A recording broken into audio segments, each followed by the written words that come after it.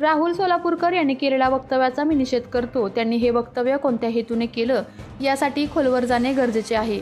ते स्वतः कलाकार आहेत. त्यांना वाटतं आम्हाला समाजातील भरपूर समजतं. छत्रपती शिवाजी महाराजांच्या बद्दल चुकीच्या पद्धतीने बिनधास्त बोलणे हे अति झाले आहे.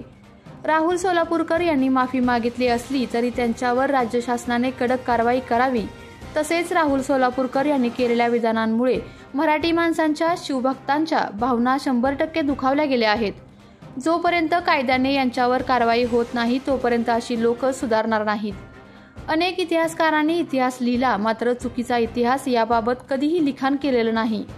राहुल सोलापूरकर यांनी केलेल्या वक्तव्याचा मी जाहीर निषेध करतो.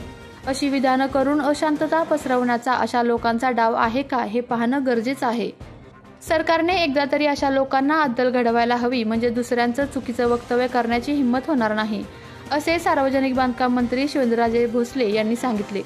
राहुल सोलापूरकर यांनी जे वक्तव्य केले होते ते पडसाद संपूर्ण महाराष्ट्रामध्ये उद्रेक व्हायला लागले. काय प्रतिक्रिया? नाही, एकतर त्यांच्या वक्तव्याचं मी पूर्णपणे म्हणजे हे करतो, म्हणजे निषेध करतो. दुसरं म्हणजे त्यांनी हे वक्तव्य कसं केलं, कुठल्या हेतून केलं हे ह्याच्यामध्ये खोलवर गेलं पाहिजे. एकतर स्वतः कलाकार आहेत, स्वतःला कलाकार म्हणजे त्यांना वाटतं की आम्हाला समाजातलं सगळं कळतं, आम्ही फार मोठे आहोत हे ते. तर तुम्हाला एवढं कळतं तर तुम्ही असं छत्रपतींच्या बाबतीमध्ये चुकीच्या पद्धतीने इतिहासाचं हे करणं आणि ते पण एवढं म्हणजे काय म्हणतात बिनधास्तपणे बोलणं स्क्रीनवर, हे जरा अति हे झाले. त्यांच्यावर शासनानं ताबडतोब योग्य ती कारवाई करावी. त्यांनी माफी मागू दे, काही करू दे, त्याचा काही उपयोग नाही.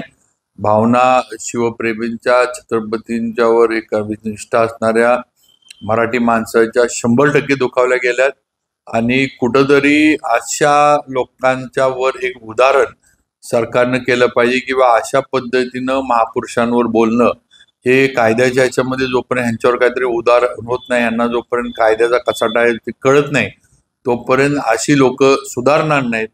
एकतर यांनी हे बोलताना हे आपल्याला जो इतिहास सगळा आपण वाचलाय, मोठ्या मोठ्या इतिहासकारांनी जो इतिहास लिहिलाय ह्याच्यामध्ये कधी असा उल्लेख हे नाही दाखवलेला किंवा नाही की छत्रपतींनी लाच देऊन तिथनं निघून आले किंवा हे आग्र्यावरनं जी सुटका करून गेली, छत्रपती शिवाजी महाराजांचं मुत्सद्दीपणा किती होता हे दाखवण्याचे झाले किंवा इतिहास आपल्या पुढे आहे. आणि हे काहीतरी असं बोलणं हे अतिशय अशोभनीय, निंदनीय आहे. मी पूर्णपणे त्यांचं राहुल सोलापूरकरांच्या वक्तव्याचं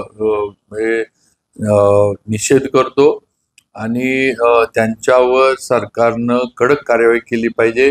ह्या माध्यमातून मुद्दामहून महाराष्ट्रामध्ये अशांतता पसरवण्याचा डाव आहे का हा या लोकांचा हे पण तपासलं पाहिजे. का तर असं बोलायचं आणि राज्य अशांत करायचं हा सगळा खेळ चाललेला आहे असं मला तरी वाटतं. त्यामुळे एकदा काहीतरी सरकारनं कुणावर तरी उदाहरण घडवलं पाहिजे, म्हणजे उद्या कुणी धाडस करता उपयोगी नाही छत्रपतींवर बोलण्याचं. आपल्या तालुक्यातील जिल्ह्यातील बातम्या सर्वप्रथम पाहण्यासाठी आजच सातारा न्यूजला YouTube चॅनलवर सबस्क्राईब करा, लाईक करा, शेअर करा आणि बेल आयकॉन प्रेस करायला विसरू नका.